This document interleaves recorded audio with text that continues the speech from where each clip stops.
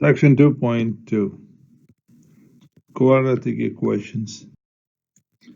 We will see three ways of solving the quadratic equations. This is by factoring and by using square root property and using the quadratic formula. Now 2.2.1, the solving quadratic equations by factoring. First, let's see the definition of quadratic equation. The quadratic equation in X is an equation that can be written in the standard form. Ax squared plus bx plus c equal to 0. And here a is not 0, and a, b, c are all real numbers. Most of the time, the quadratic equation, when we say quadratic equation, it has x squared. And the solutions of a quadratic equation are also called roots, or we sometimes say zeros. Okay, solutions or roots or zeros. Now, generally, the strategy is using factoring and zero product property if possible. Of course, I mean, I have to put this here, if possible. So this works here. This works if it can be factored. It can be factored.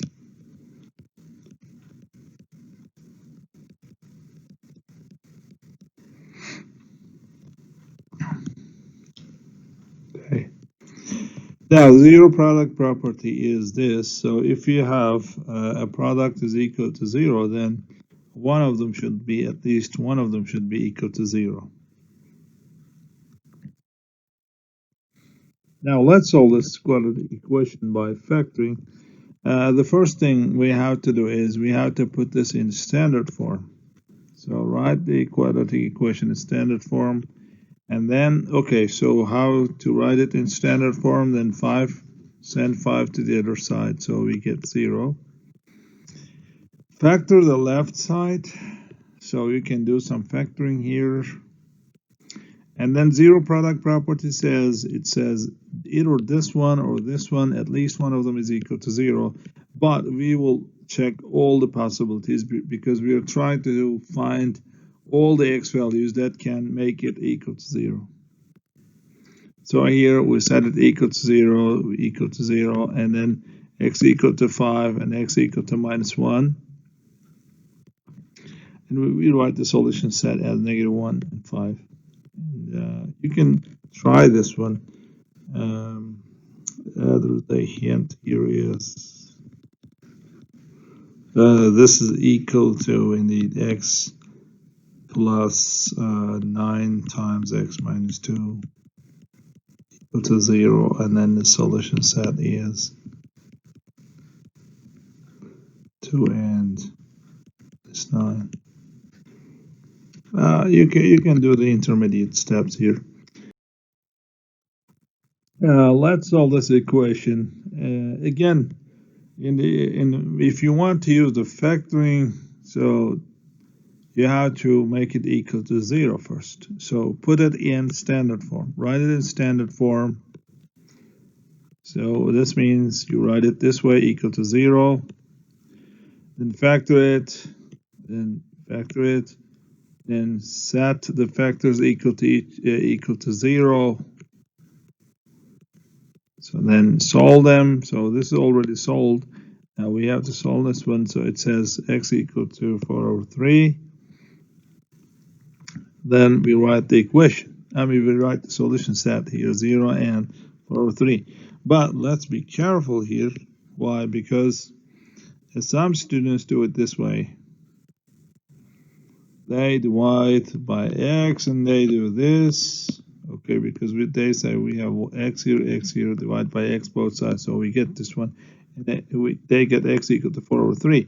But as you see here, if you do it this way, then you don't see 0. So where is 0? 0 is lost.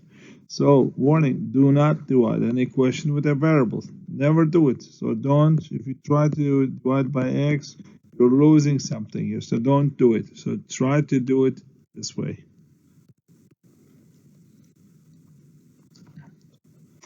And also you can say, do not divide an equation with a variable or something that contains variable.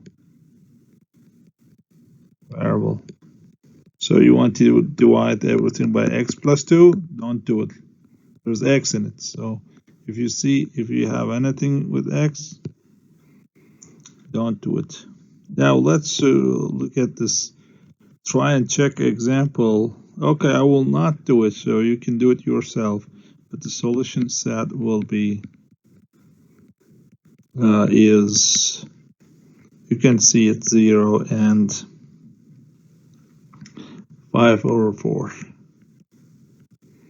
So, okay, check it. Do it by yourself.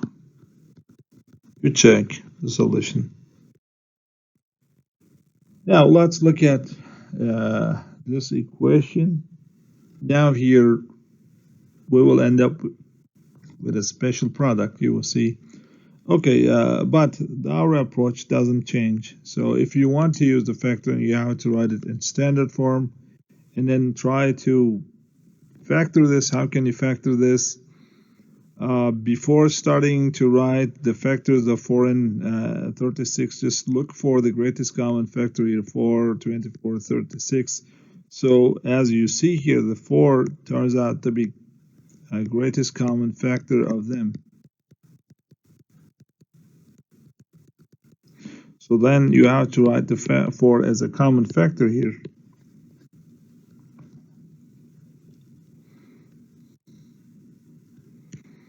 So it gives 4 times x squared minus 6x plus 9. And you can use the special factoring formulas, or you can try to do it by yourself, like x and x. Here we have minus. It's better we write something with minus here. So what makes 9? Okay, the first thing you can say is like plus 9 makes can be made by minus 3 times minus 3. So we check the middle term, 3x and minus 3x, so we end up with negative 6x. Yeah, this is correct factoring then. So you can say this is equal to x minus 3 times x minus 3. And then you make them equal to 0. Of course, this is not equal to 0, so you make them equal to 0, these two. And they will give you only one solution, which is, only one 0, which is x equal to 3 equal to 0, and then x equal to 3. So we write the solution as 3 only.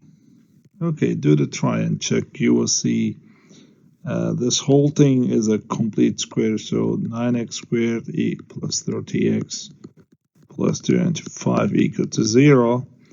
And there is no common factor here, but I can give you a hint here. The hint is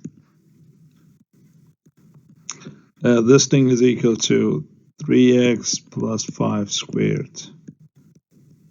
Or, okay, you can say 3x, yeah, it's 3x plus 5 squared.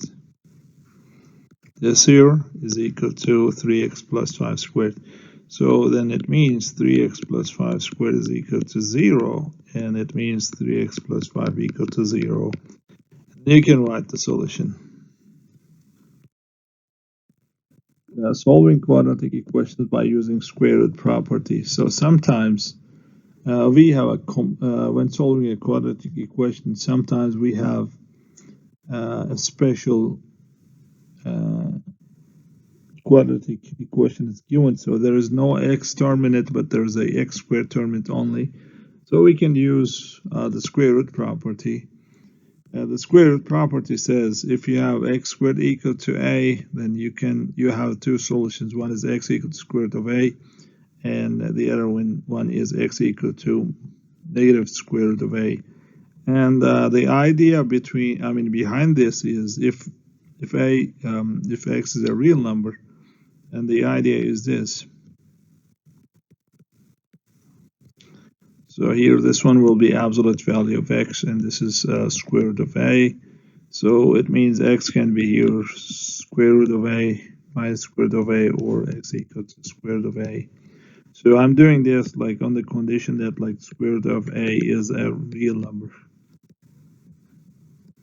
So if it is not a real number, then the whole thing works. But this time with the complex numbers. Now look at here. Look at this question and what, and you get this one. So if you take the square root of this, square root means your square root negative 3 means I square root 3, and then we have plus minus. So this is the solution set. Okay, you can try and check. Let's try this one. It's y squared is equal to 121, and then this will give you y is equal to plus square root 121, or we have y is equal to minus square root 221. So this becomes y equal to plus 11, or y equal to minus 11. And here y squared is equal to negative 27.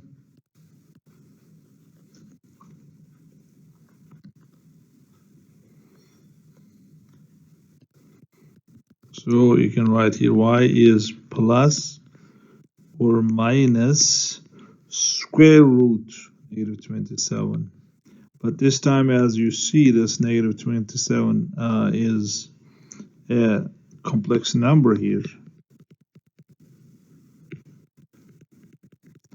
You can do some simplification here, like 9 times 3. It will be 3 square root 3, and it was I, so you will have I here. So you say the solutions are here, y equal to plus and minus 3, plus or minus 3 square root 3i. And let's look at this example, the try and check question, last one. So we have this x minus 1 squared is equal to 25. And you can write this one as the big X here. So we have this type of thing like x squared is equal to 25. So what's the solution of this? It's plus minus 5. Okay, let's write it this way.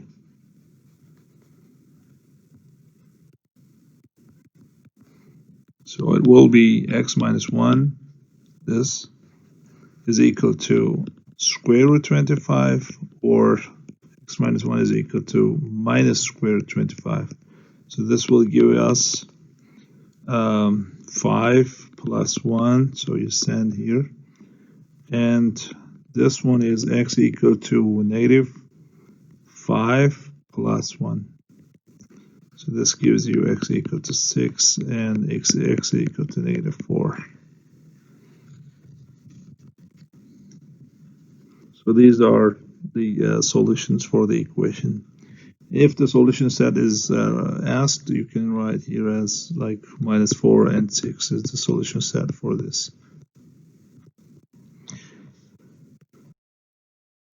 Okay, using quadratic formula to solve the quadratic equations. Now, the quadratic formula to solve this equation in standard form is given by this formula. Okay, I want to, maybe this how it is coming from. It's coming from a method which is called completing squares. So I want to talk about it, as some of you might want to know how it is coming.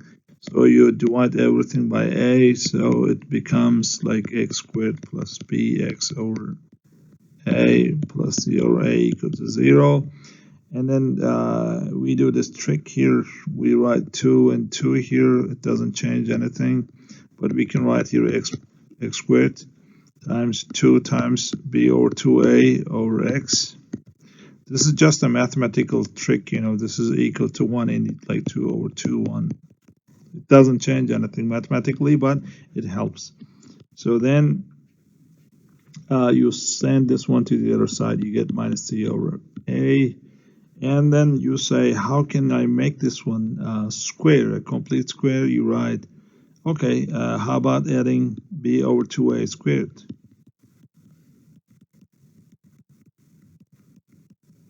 Then this thing is converted to, this is the complete square now, it's x plus b over 2a squared, and this is c over a.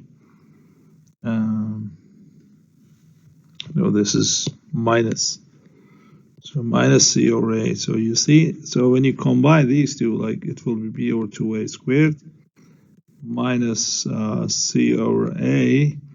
And then you can take the square root. We have a complete square and how to get x here.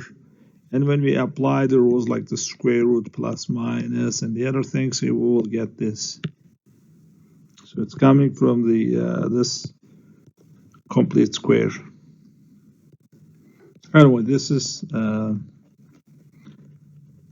okay. This is not very important for us. Not very important. I mean, our goal is to be able to use this quadratic formula properly. So if we learn how to use it in the questions, that's enough for us. Now the term here, the inside the quadratic formula is called the discriminant. So the term inside the radical here is called the discriminant of the equation. And it tells about what type of solutions the equation has. So for example, if the discriminant is bigger than 0, so it means you have two distinct real solutions. So for example, you got something like this minus, so you put everything and you got like 20 over, let's say, 2. So this gives you two different solutions here. And they're real numbers. Here this is minus.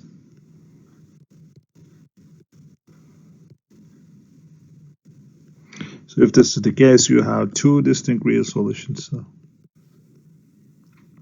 now what happens if it is 0? So assume you calculated this is 0. So what happens is like you will get some number here. Okay, assume it's minus 5. And here you will get 0 plus minus square root 0 over 2 times something. Okay, so you will get negative 5 over 2. So this makes, this is 0. So this makes only one solution, you see?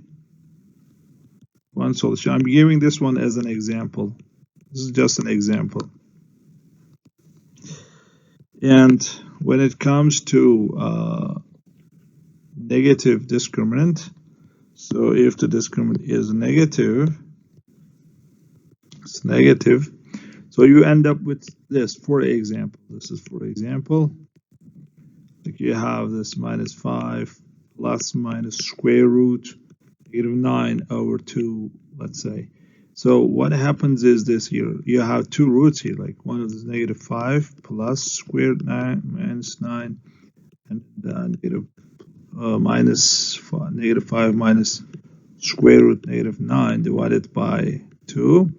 Now as you see here, there will be 3i here, so it will be 3i, and here it will be 3i, two solutions with i's, so it means two complex roots, and they are the conjugate of each other because there is plus here, there is minus here.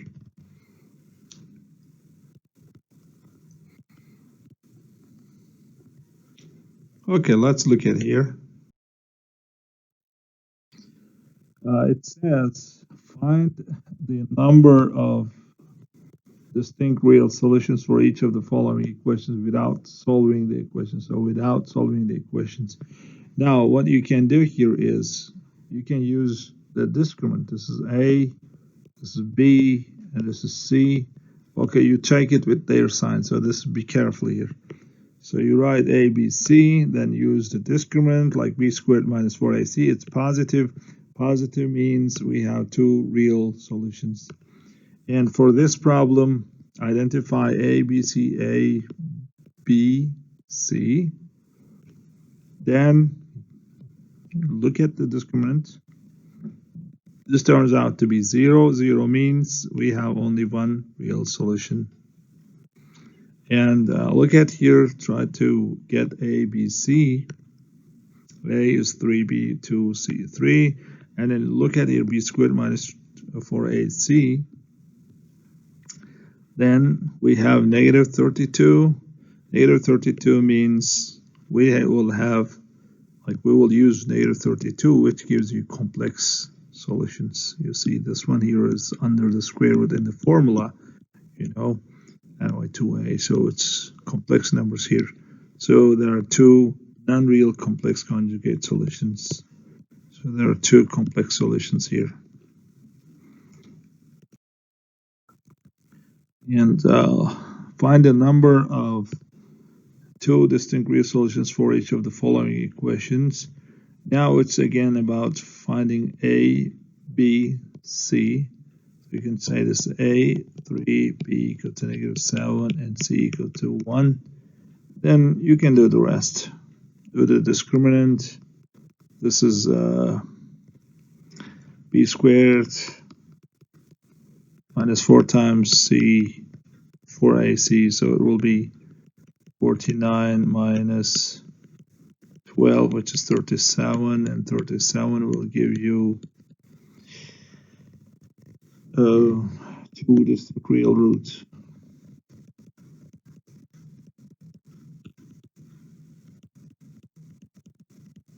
So you can say the equation has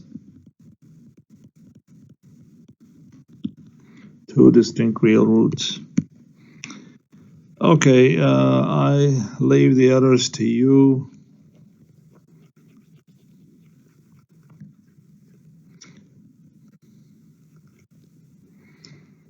So you can use this A, B, C, and the discriminant, but as far as I know, there are two real solutions in this question.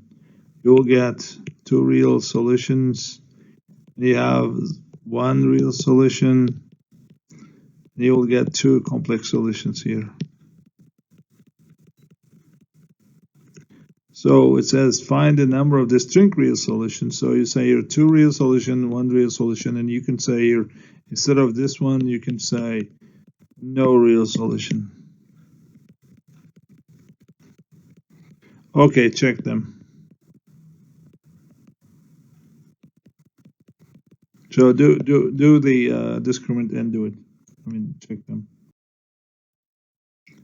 Now let's see how to use the quadratic formula. Again, we have to use ABC. So it says use the quadratic formula to solve the quadratic equation. So it's asking just the solution. So in this case, you will find A, B, C, and then put it in the formula.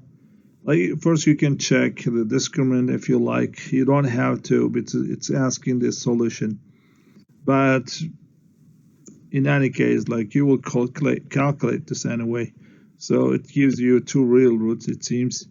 So then if they're asking this, it's okay. But if they're not asking it, so you can directly put it in the formula and you get 2 roots. So the solution set will be these 2 numbers. Look at here, look at this one. You can try that. It's A is 3 and B is plus 5 and C is minus 2. So you will use the quadratic formula here. Use this. Use it. Okay, I'll leave it to you. So you will use it and you will get 2 solutions. They might be real or complex solutions, or only 1 solution maybe. I don't know. Okay, let's use the quadratic formula to solve the quadratic equation. So first, okay, this is important. First, you have to write the equation in standard form.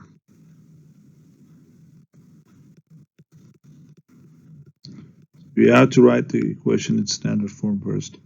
So you have to send negative 3 to the other side. It becomes plus 3 and it's 0. Then you say this is A is 1A, B, and C.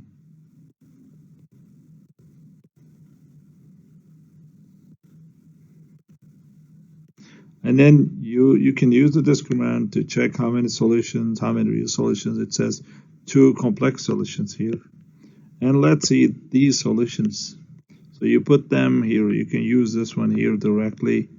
And then there will be, okay, square root negative A. So remember this.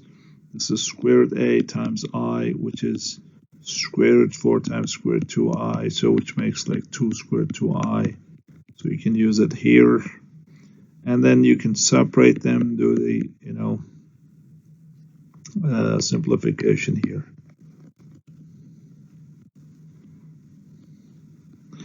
Or you can write this one as 2 times 1 plus minus square root 2i by 2. And you can do this way, or you can write it this way, and then simplify, and you will get the same. So as you see, the complex numbers here, the complex solutions are conjugate of each other. These are the conjugates. I mean, one is with plus, one it was I. The rest is same.